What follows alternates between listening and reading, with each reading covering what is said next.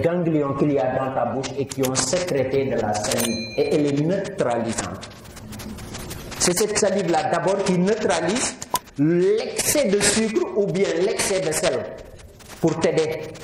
Et ensuite, maintenant, ça va passer dans le ventre. Et tout ce qu'il y a de bile et de etc. vont faire le travail final.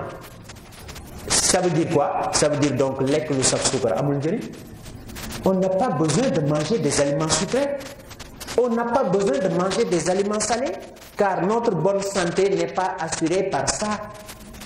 Ça, c'est le débat entre la philosophie et la science. Tout ce qui est scientifiquement faisable est humainement souhaitable. Et là, il y a le débat aujourd'hui d'un certain nombre de choses qui se posent. La philosophie doit conscientiser la science sur un certain nombre de choses pour qu'on puisse faire une science qui respecte l'homme, la vie humaine et toutes les valeurs qui vont avec. On peut prendre l'exemple de la césarienne. Qu'est-ce que la césarienne? C'est une femme qui est en état de grossesse dont on sort l'enfant par le ventre. Mais scientifiquement, il est dit et il est prouvé que tous les bébés qui naissent par la césarienne qu'on sort, sans pour autant qu'ils passent par la voie utérienne de leur maman, il y a des bactéries yu nekk ci utérus yaay bi bu doom ji di juddu da ko koy wàll et ces bactéries protègent l'enfant à vie. Donc c'est pas un hasard que les enfants naissent par la voie normale. Ça veut dire que la césarienne donc est une sorte de court-circuit et vous faites rater à un enfant le meilleur rendez-vous qu'il devrait avoir. Et de nos jours, aujourd'hui, la science a fait que certaines femmes, pour des questions de confort, veulent même qu'on sorte l'enfant par cette voie césarienne-là. Autrement dit, ça c'est le côté de la césarienne. Mais il y a d'autres débats qui se posent aujourd'hui. Quel est ce débat-là? C'est le débat du sein maternel que l'enfant doit téter. Et c'est pour cela que je disais, à y voir de près, tout va bien. Lépp lu ñu bàyyiloo woon ñoom ñu ngi bëgg dellu si waat ci loolu. Je ne sais pas si vous prêtez attention à cela. C'est la science qui nous avait proposé les biberons. Mais ils se sont rendus compte finalement que le lait maternel, il est irremplaçable. L'enfant n'a besoin que de ce lait maternel. Et scientifiquement, il est démontré. D'ailleurs, il y avait un débat quand on parlait du cancer du sein. On a remarqué que les femmes qui ont maintenant le cancer du sein, c'est cette catégorie de femmes qui ont atteint la ménopause. C'est-à-dire, mais tant que la femme allaite son enfant, elle est prémunie contre ces maladies-là. Donc, il y a un vrai débat qui se pose à ce niveau-là. Et quel est ce vrai débat-là? C'est le débat de la science utile. Et qui pose ce débat-là? C'est la philosophie qui veut montrer à la science, certes, vous avez progressé. Certes, vous avez révolutionné le monde. Mais attention, la vraie science, c'est celle qui aide à respecter l'homme et toutes les valeurs qui vont avec, tout simplement. Et quel est cet homme-là? Mais c'est l'homme dans toute sa dimension. D'où d'ailleurs le débat de nature et culture. Qu'est-ce que la culture? C'est cet ajout par le génie humain par rapport à ce que l'homme a de naturel, tout simplement, et de culturel. Le côté naturel, nous le partageons avec les animaux. On n'a pas besoin, et d'ailleurs, on ne le crée pas, que tu sois garçon ou fille, c'est naturel. Mais regardez tout le cérémonial culturel qui va accueillir le garçon et qui va accueillir la fille. Et pourquoi il y a raison à poser ces débats-là? Parce que nous sommes dans un monde où il y a une menace réelle qui nous guette, et c'est la menace du genre. Aujourd'hui, nous sommes arrivés à une époque où on dit nit dalay neex nga ne man Abdoulaye laa tudd waaye jigéen laa. Oui, vrai ou faux? Et du point de vue de la philosophie, ce débat, il est inacceptable. Le débat de l'homosexualité, c'est un débat inacceptable. Pourquoi? Car Aristote dit, il est de la nature d'une chose d'être elle-même et de ne pas changer à vie. A est toujours égal à lui-même et ne change pas. Et B est différent de A et toujours égal à lui-même. Si nous arrivons à une période où véritablement on veut nous faire comprendre qu'un être humain peut se définir selon tout simplement le genre masculin ou féminin, En tout cas, du point de vue de la philosophie, on n'est pas d'accord. On n'est pas du tout d'accord. Étant donné que philosopher, j'ai cherché à répondre aux questions qui interpellent notre époque et notre société, la question du genre, du point de vue philosophiquement, n'est pas acceptable. Elle n'est pas acceptable. Et d'ailleurs, scientifiquement, il est prouvé que même le sida, qu'on dit qu'il est né de la sexualité non contrôlée des hommes avec des femmes, c'est pas vrai. Là aussi, la philosophie n'est pas d'accord. Le sida est né chez les homosexuels, et principalement les homosexuels non circoncis. Gori Djongoli ñoo gëna bëri sida. Excusez-moi du terme. Non, je vous assure, c'est la réalité. Là encore, nature et culture. Et il est prouvé scientifiquement, je dis, que les hommes qui sont circoncis d'office sont prémunis à 90% des IST, des infections sexuellement transmissibles. Parce que góor awram bindu na noo xam ne amul fenn fu bactéries di héberger wu. Les femmes sont plus propices à développer des infections que les hommes. Mais quels hommes? Les hommes circoncis. D'où la nécessité et l'importance de la circoncision. Amadou Ampadeba, Amkoulé l'enfant Peul. On est homme qu'à partir de 21 ans. C'est à 21 ans qu'on circoncisait les enfants. Car dans la tradition poulard et même sérère, on ne naît pas homme, on le devient. Nature et culture. Donc, notre humanité, on ne naît pas avec, on le devient. Mieux, l'homme est un apprenti et la douleur est son maître. Góor dafay ñeme lu metti. Et dans cette mentalité qui forgeait le vrai homme, avec une identité homme, cet homme-là, d'office, est prémuné contre un certain nombre de dérives. Exemple de dérive, la dérive de l'homosexualité. Si on nous assurait la case de l'homme, par exemple, j'ose dire qu'il n'y aurait pas d'homosexuels dans notre société. Et le professeur psychologue Mamadou Mbodj en a parlé. Il dit, aujourd'hui, si vous prenez le côté psychologique, du scientifique, mais c'est psychologique. Parce que savoir philosopher, c'est se poser des questions. Les enfants qu'on circoncis dès le berceau, c'est pas bon pour eux. C'est pas bon pour eux. Pourquoi c'est pas bon pour eux? Parce qu'ils n'auront plus de repères par rapport à leur côté homme. Car qu'est-ce qu'un homme? Étant donné que l'homme, il est culturel, on le devient. Mieux vaudrait retarder l'étape de la circoncision pour que ça marque une empreinte physique dans son corps et ça marque une empreinte mentale, tout simplement. En l'amenant loin de chez lui et en le faisant manger même des aliments pourris. Et de là, on forge son mental d'homme.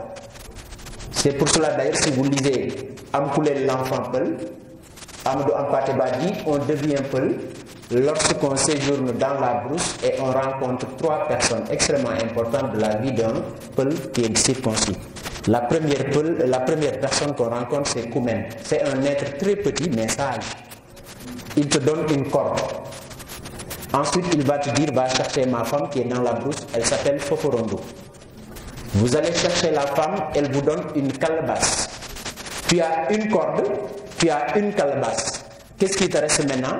Il dit enfin, il va te donner rendez-vous encore avec un vieillard sage qui est dans la brousse, il s'appelle Silé, et il va souffler dans ton oreille droite le nom secret de la vache. Amnak du Monasam, mais xam-xam. Comment peut-on posséder des vaches lorsqu'on est circoncis et on souffle dans ton oreille droite le nom secret de la vache? La vache a un nom secret. Et si tu as ce nom secret, là tu seras dépositaire de vache jusqu'à la mort. Et c'est pour cela que la relation entre le peul et la vache, c'est une relation fusionnelle. Parfois vous entendez les Wolofs critiquer un peu les peuls en disant que du lekk yàpp dafa nay. Non, du lekk yàpp du ko lekk ndaxte loolu noonu muy sàmm fi mu ko amee moo sori. Il préfère regarder sa vache mourir que de la consommer, tout simplement. Non, je vous assure, c'est extrêmement important. C'est extrêmement important. Donc, s'il vous plaît, nature et culture. D'où la nécessité et l'importance de cette culture humaine-là. Même maintenant, si nous sommes au rendez-vous du donner et du recevoir, comme le disait Léopold Sédar Senghor, mais il faut retenir que nous, Africains, on n'est pas encore à ce rendez-vous-là. Parce qu'aujourd'hui, moi, je suis là devant vous en tant que Sénégalais et vous êtes là devant moi en tant que Sénégalais et nous parlons français. Et on croit parler français, c'est être plus intelligent. Et c'est dommage.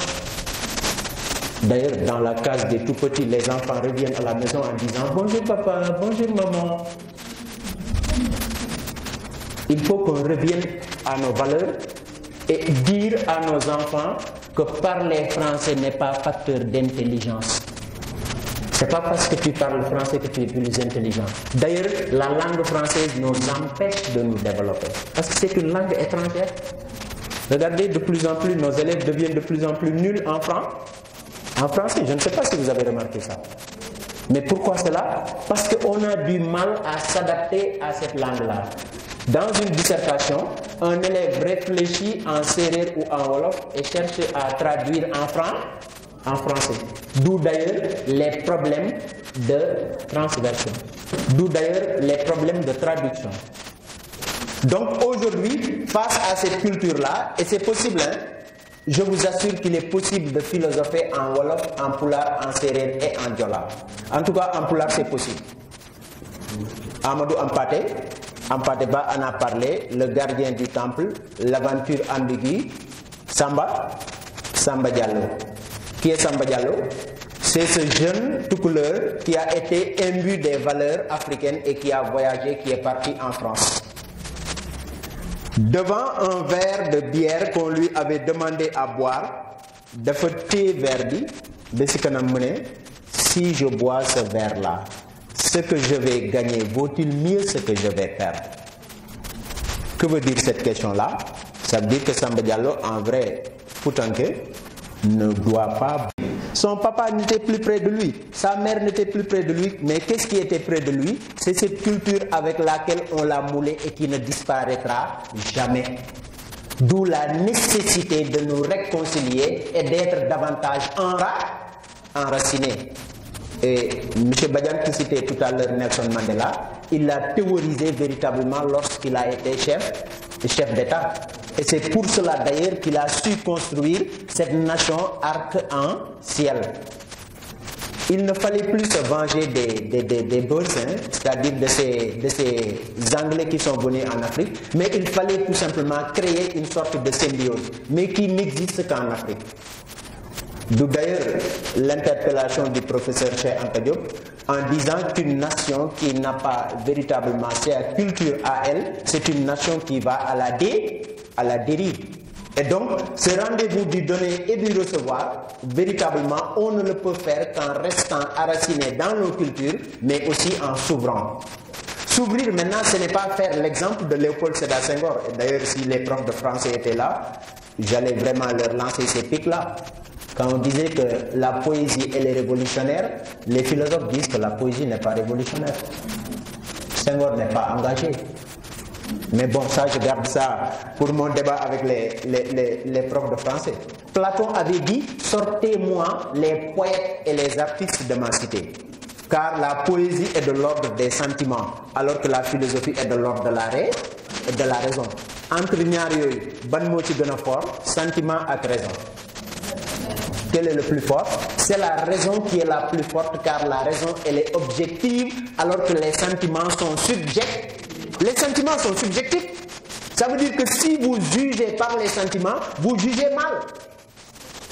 D'ailleurs, je ne sais pas si cet exemple-là est le bien, mais nee nañ am na benn bés ñaari parents benn pël di xeex ñu ne pël bu ndaw bi attel sa mbokk yi mu ne duma att de waaye ku ma si caayam laal dinaa ko def lu bon.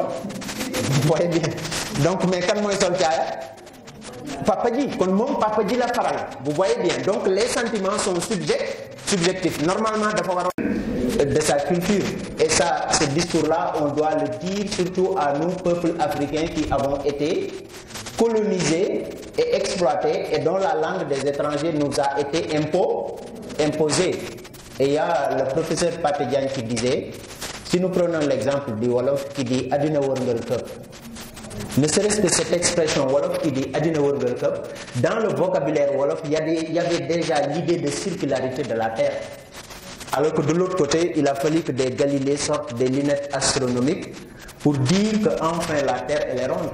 Même quand Galilée l'avait dit, on l'avait condamné à mort. Alors que nous, dans notre simple vocabulaire, si le Wolof se permet de dire Adina World Cup, dans le mot World, il y a l'idée de circuit, il y a l'idée de circularité, il y a l'idée de cercle. D'où la nécessité, en Pulaar, la philosophie on peut l'enseigner en Wolof, la philosophie on peut l'enseigner en Bambara. Et si vous allez au Mali aujourd'hui, ils sont en train de parler anglais n'est pas un facteur d'intelligence. Bonjour maman ou bonjour papa, ça ne veut pas dire que tu es plus intelligent que celui qui dit Ndjoko. Bonjour Ndjoko, c'est la même chose. Il n'y a aucune différence. Non, honnêtement. Et de la même manière, encore philosophie et religion, c'est pour cela d'ailleurs que le débat aussi qu'on avait animé à cette époque-là avec la Jamaat Ibad Rahman à l'université, pour dire à nos parents arabisants aussi, parler arabe n'est pas forcément être croyant. C'est pas la peine qu'on essaie de changer notre verbiage à travers les soins en l'air, subhanallah, Allah Akbar, mais bon, ça c'est arabe. Ça c'est parler arabe. Parler arabe n'est pas forcément être croyant. Et nous, n'avons jangal ni doute ne qui mingi wax arabe, il se fait pousser la barbe comme Maodo le fait là. Est-ce que vous avez compris? Donc il a des pantalons coupés à 50 cm des chevilles qu'il est plus croyant, je suis désolé. Le débat n'est pas à ce niveau-là. Le débat n'est pas à ce niveau-là. Le débat est un débat de connaissance. Et je pense que Maodo ne me démentira pas quand on avait dit que la lettre la plus importante, l'invite la plus importante dans le Coran Maodo, c'est Iqra Djangal. Khamal Balangaya, la religion n'est pas une affaire du cœur. Car le cœur, il est obscurantiste. Le cœur, il est fanatique. Le cœur, il est jaloux. Alors que la raison, elle est lumière, elle est tolérance, elle est dialogue. D'où d'ailleurs la nécessité du professeur Souleymane Bachir Diagne dans son ouvrage Comment philosopher en islam. Comment philosopher en islam? Dieu nous a interpellés à travers la raison, pas à travers les sentiments. Donc le débat qu'on doit instaurer dans les Saintes Écritures, ça doit être un débat de compréhension.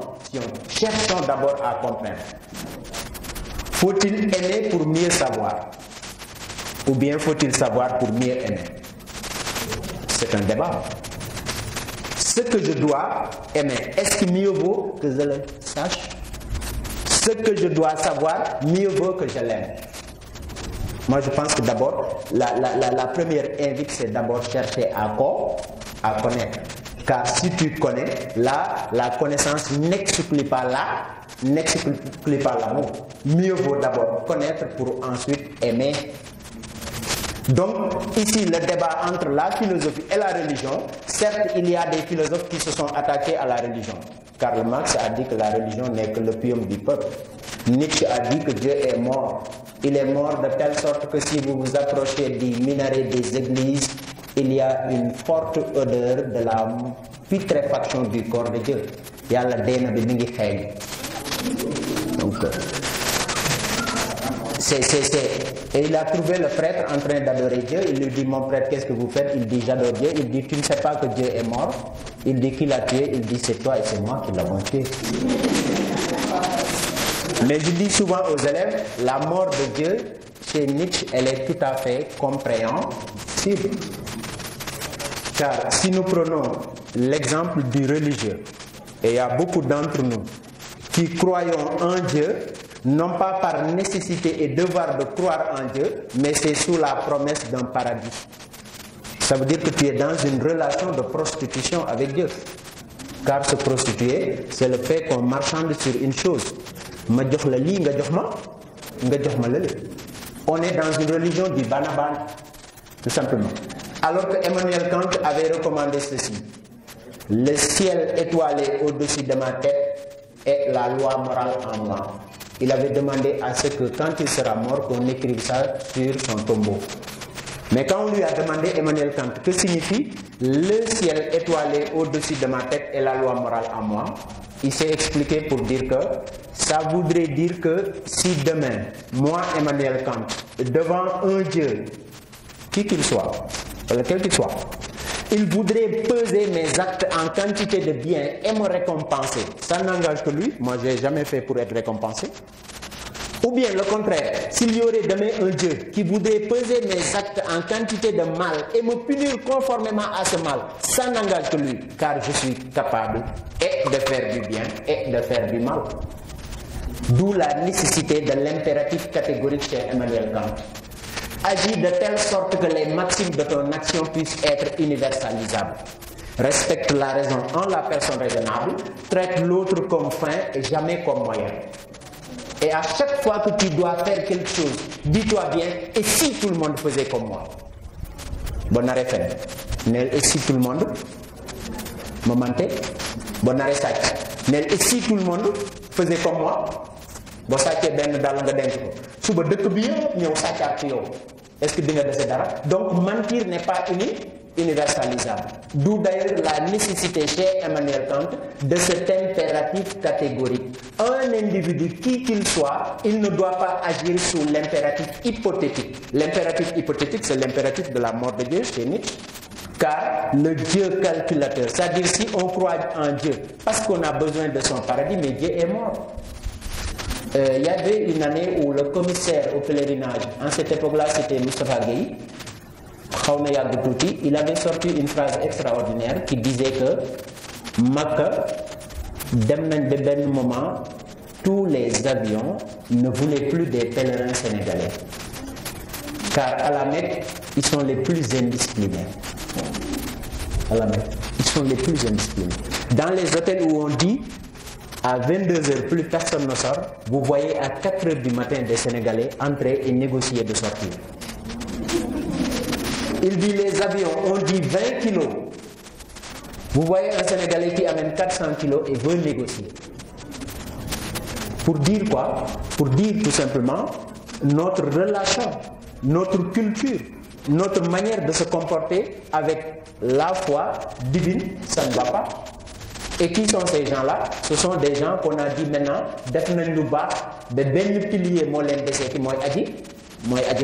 et si on traite ces gens-là d'indisciplinés et qu'on dise que toutes les compagnies aériennes ne voulaient plus des pèlerins sénégalais, ça cause problème sincèrement. Ça veut dire qu'on doit revoir notre comportement vis-à-vis de Dieu. Et ces débats-là se posent tous les jours ici, dans notre cher pays. Tout simplement. Donc, c'est pour dire quoi? C'est pour dire tout simplement que Nietzsche, quand ils disent que Dieu est mort, c'est l'expression, elle fait peur comme ça. Mais à y regarder de très près, si vous y allez avec la raison, c'est très compréhensible, c'est très acceptable. Karl Marx, la religion c'est l'opium du peuple, c'est-à-dire c'est une très forte drogue qui n'est faite que pour endormir les gens et les exploiter économiquement. Évidemment, c'est compréhensible. Il y a un ami qui me disait que la monarchie absolue de droit divin qu'il y avait en Europe, 16e et 17e siècle, ni église chrétienne melon boba qui bourgeoisie, c'est-à-dire il y avait une relation extrêmement importante entre le pouvoir et la religion. C'est la même chose qu'il y a aujourd'hui dans nos pays et plus précisément dans le Sénégal. La relation qu'il y a entre la classe maraboutique et la classe politique, est-ce que réellement c'est une relation très saine? Ce n'est pas une relation saine, c'est une relation